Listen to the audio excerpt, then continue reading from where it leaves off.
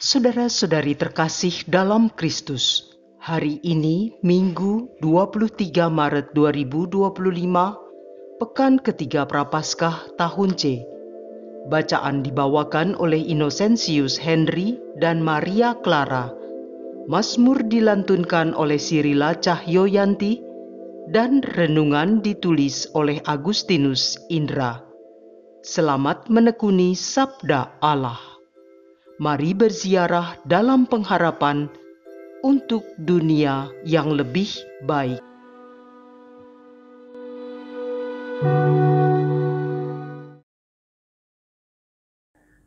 Dalam nama Bapa dan Putra dan Roh Kudus. Amin. Selamat pagi Bapa, terima kasih atas hari yang baru, berkat yang baru yang Kau limpahkan kepada kami. Kami ingin mempercayakan setiap momen hari ini ke dalam tangan-Mu. Kiranya kami bergerak menuju cahaya dan kedamaian di bawah kepemimpinan-Mu. Biarkan hidup kami menjadi kesaksian untuk kemuliaan-Mu. Amin. Bacaan dari Kitab Keluaran. Keluaran bab 3 ayat 1 sampai dengan 8a dan ayat 13 sampai dengan 15. Di tanah Midian, Musa biasa menggembalakan kambing domba Yitro mertuanya, imam di Midian. Sekali peristiwa, Musa menggiring kawanannya ke seberang padang gurun dan tiba di gunung Allah, yakni Gunung Horeb.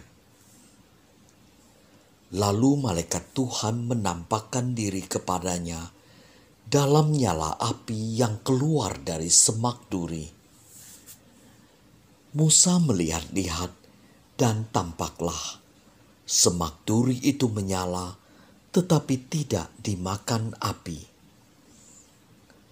Musa berkata, "Baiklah, aku menyimpang ke sana dan menyelidiki penglihatan yang hebat itu. Mengapa semak duri itu tidak terbakar?" Ketika dilihat Tuhan bahwa Musa menyimpang untuk memeriksanya, berserulah Allah dari tengah-tengah semak duri itu kepadanya, "Musa, Musa." Musa menjawab, "Ya Allah." Lalu Allah berfirman, "Janganlah mendekat, tanggalkanlah kasut dari kakimu, sebab tempat di mana engkau berdiri itu adalah tanah kudus." Allah berfirman lagi, "Akulah Allah ayahmu, Allah Abraham, Allah Ishak, dan Allah Yakub." Musa lalu menutupi mukanya, sebab ia takut memandang Allah. Lalu Tuhan berfirman, "Aku telah memperhatikan dengan sungguh kesengsaraan umatku di tanah Mesir, dan aku telah mendengar seruan mereka yang disebabkan oleh pengerah-pengerah mereka. Ya, aku mengetahui penderitaan mereka. Sebab itu aku telah turun untuk melepaskan mereka dari tangan orang Mesir." Ketika Allah mengutus Musa untuk membawa umat Israel keluar dari Mesir, Musa berkata kepada Allah, "Tetapi apabila aku menemui orang Israel dan berkata kepada mereka, 'Allah nenek moyangmu telah mengutus aku kepadamu,' dan mereka bertanya kepadaku, 'Siapakah namanya?' apakah yang harus kukatakan kepada mereka?" Firman Allah kepada Musa, "Aku adalah Sang Aku." Lalu Allah melanjutkan, Katakanlah kepada orang Israel itu, Sang Aku telah mengutus aku kepadamu. Firman Allah kepada Musa, katakanlah ini kepada orang Israel. Tuhan Allah nenek moyangmu, Allah Abraham, Allah Ishak dan Allah Yakub telah mengutus aku kepadamu. Itulah namaku untuk selama-lamanya, dan itulah sebutanku turun-temurun. Demikianlah sabda Tuhan.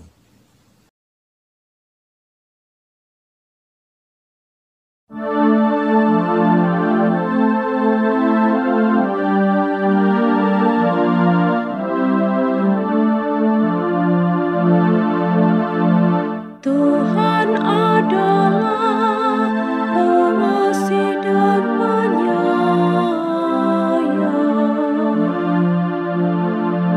Pujilah Tuhan, hai jiwaku. Pujilah namanya yang kudus, hai segenap batinku. Pujilah Tuhan, hai jiwaku. Janganlah lupakan segala kebaikannya. Tuhan adalah pengasih dan penyayang. Dialah yang mengampuni segala kesalahanmu dan menyembuhkan segala penyakitmu. Dialah yang menebus hidupmu dari liang kubur dan memahkotai engkau dengan kasih setia dan rahmat. Tuhan adalah pengasih dan penyayang. Tuhan adalah pengasih dan penyayang, panjang sabar dan berlimpah kasih setia. Setinggi langit dari bumi, demikianlah besarnya kasih setia Tuhan atas orang-orang yang takwa kepadanya. Tuhan adalah pengasih dan penyayang.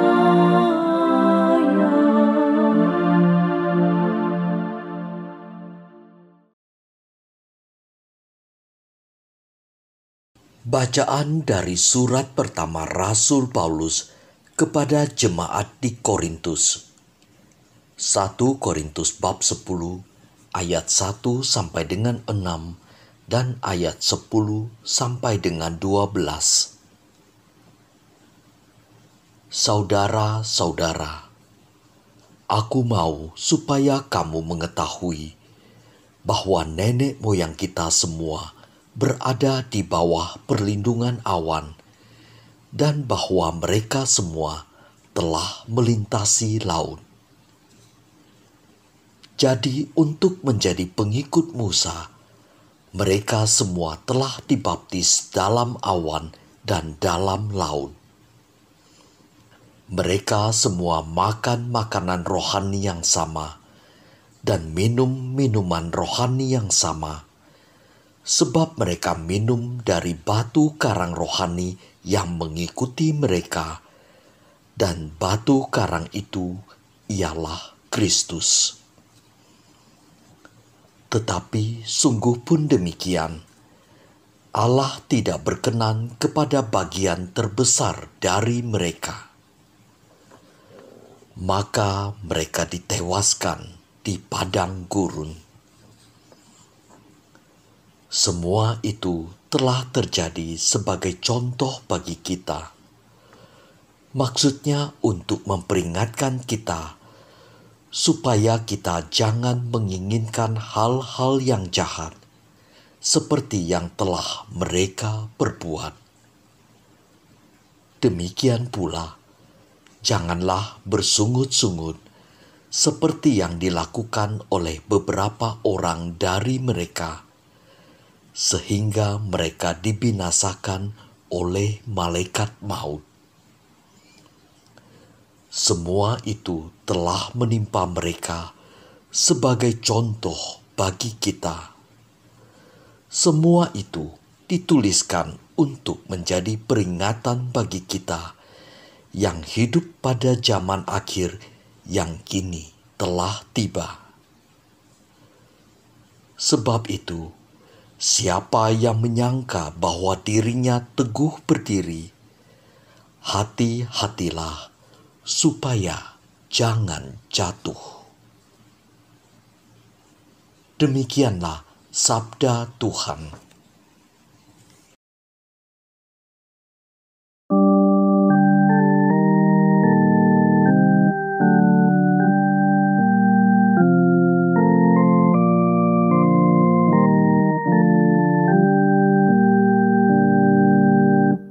Terpujilah Kristus Tuhan, Raja mulia dan kekal.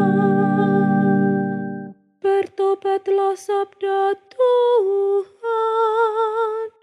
sebab kerajaan surga sudah dekat. Terpujilah Kristus Tuhan, Raja mulia dan kekal.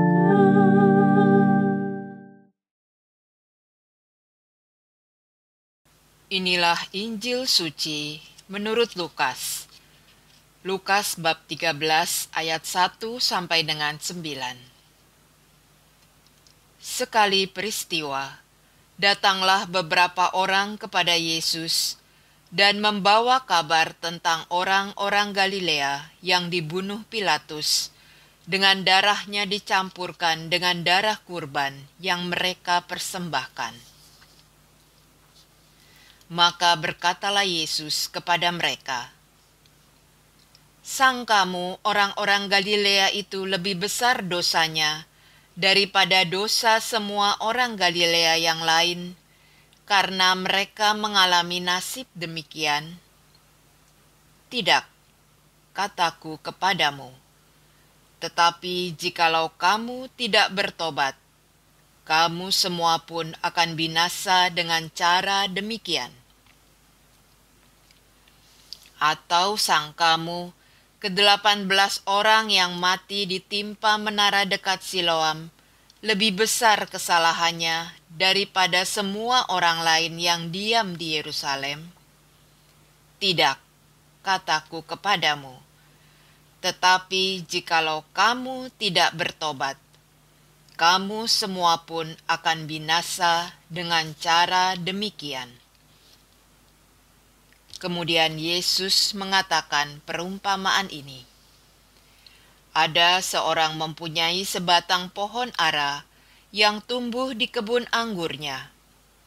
Ia datang mencari buah pada pohon itu, tetapi tidak menemukannya. Maka berkatalah ia kepada pengurus kebun anggur itu, "Sudah 3 tahun aku datang mencari buah pada pohon ara ini, namun tidak pernah menemukannya. Sebab itu, tebanglah pohon ini. Untuk apa pohon ini hidup di tanah ini dengan percuma?" Pengurus kebun itu menjawab, "Tuan, biarkanlah dia tumbuh setahun ini lagi. Aku akan mencangkul tanah sekelilingnya dan memberi pupuk kepadanya. Mungkin tahun depan akan berbuah. Jika tidak, tebanglah." Demikianlah sabda Tuhan.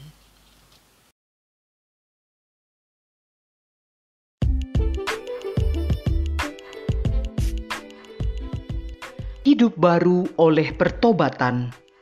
Renungan dibawakan oleh Agustinus Indra.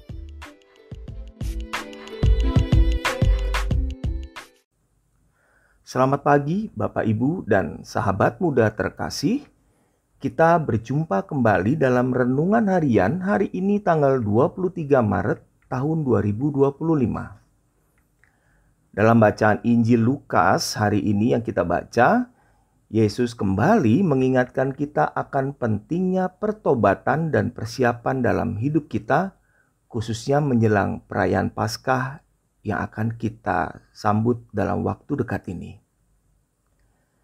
Dalam ayat ini, Yesus menceritakan tentang tragedi yang menimpa beberapa orang Galilea yang dibunuh oleh Pilatus, serta menanggapi tentang menara Siloam yang roboh dan menewaskan banyak orang. Yesus dengan jelas mengatakan bahwa tragedi tersebut bukanlah akibat dari dosa mereka yang lebih besar, melainkan sebagai panggilan untuk bertobat. Karena Yesus bersabda, "Jika kamu tidak bertobat, kamu semua akan binasa dengan cara yang sama." Pesan Yesus di sini adalah bahwa hidup kita tidak dapat diukur hanya dengan kejadian-kejadian atau peristiwa-peristiwa yang tampaknya kebetulan. Namun, lebih penting untuk itu, kita menilai kehidupan kita dengan hati yang penuh pertobatan. Dalam konteks persiapan menjelang Hari Raya Paskah, kita diingatkan untuk tidak hanya merayakan kebangkitan Kristus secara ritual, tetapi juga sungguh benar-benar menyiapkan hati kita melalui pertobatan. Yesus juga memberikan perumpamaan tentang pohon ara yang tidak berbuah. Dikisahkan sang pemilik kebun ingin menebang pohon itu karena tidak berbuah. Tetapi sang pengelola meminta agar pohon itu diberi kesempatan 1 tahun lagi untuk berbuah. Itu adalah gambaran kasih dan kesabaran Tuhan terhadap kita. Ia memberi kesempatan untuk bertumbuh dan berbuah, meskipun seringkali kita gagal. Bapak, Ibu, dan sahabat muda terkasih, Hari Raya Paskah adalah momen yang sempurna untuk merenungkan kasih karunia Tuhan yang besar, yang melalui kematian dan kebangkitan Yesus memberikan kita kesempatan baru untuk hidup. Oleh karena itu, persiapan Paskah tidak hanya berarti persiapan fisik atau ritual, tetapi juga persiapan batin yang melibatkan pertobatan, pembaruan hidup, dan kesediaan untuk berbuah dalam kasih dan pelayanan kepada sesama. Mari kita gunakan waktu menjelang Paskah ini untuk merenungkan apakah hidup kita telah berbuah bagi kerajaan Allah. Apakah kita sudah bertobat dan memperbaiki hubungan kita dengan Tuhan dan sesama? Seperti pohon ara dalam perumpamaan Yesus, kita diberikan kesempatan untuk bertumbuh dan berbuah. Jangan sia-siakan kesempatan itu, tetapi persiapkan hati kita untuk merayakan Paskah dengan hati yang penuh pertobatan dan kesediaan untuk hidup baru dalam Kristus. Marilah kita berdoa. Tuhan Yesus, terima kasih untuk kasih-Mu yang tidak terbatas. Ampuni dosa-dosa kami dan berikanlah kami hati yang terbuka untuk bertobat dan hidup sesuai dengan kehendak-Mu. Semoga kami dapat mempersiapkan diri dengan benar dalam menyambut Paskah. Dan dengan itu kami semakin dapat berbuah bagi kerajaan-Mu. Amin. Dalam nama Bapa dan Putra dan Roh Kudus. Amin. Selamat berakhir pekan.